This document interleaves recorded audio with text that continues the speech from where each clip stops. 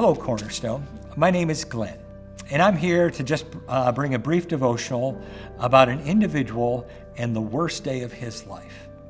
Well, that individual was David. We know him as King David from the Old Testament.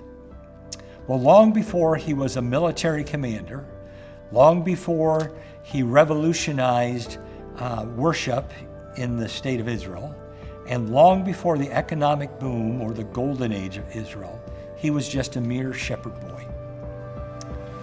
Well, when he was just a teenager, the prophet Samuel tapped him on the shoulder and said that someday you were going to be the king of Israel. Well, during that same time, there was already a king, and his name was Saul. And Saul was a great military individual and very much involved in his own reputation, and you might say, very concerned about his own glory. Well, the young David, he grew in stature and was a very loyal individual to King Saul. But eventually, King Saul got jealous about David. And eventually, he ran David off or started to chase him because he wanted to kill him, and David ran. So this story begins in 1 Samuel chapter 29 and 30, and it describes David running from King Saul and eventually finding refuge in the land of the Philistines. He was there with his mighty men. There were about 600 men and their families that were with him. Well, eventually, the king of the Philistines was getting concerned about David being there and ran him off as well. And so David found himself running from King Saul, running from the Philistines, and eventually making a camp near a village outside in the wilderness. While he was out fighting the Philistines, a group of people called the Amalekites came and destroyed his camp, taking all their wives, all their children, and all their possessions and livestock.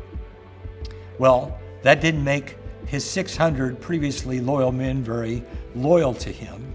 And before long, David found himself surrounded by his 600 men getting ready to kill him.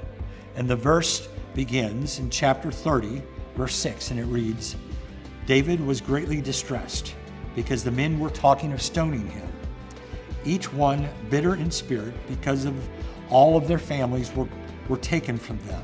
And then here's the key verse. But David found strength in the Lord his God.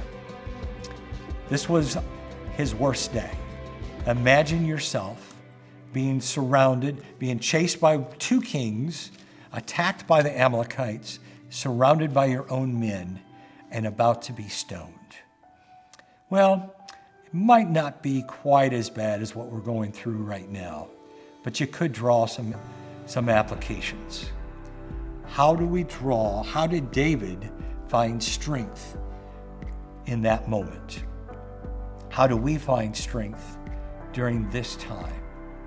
Well, one of the key messages here is it took him 13 years of being obedient to God, spending time with God, praying with God.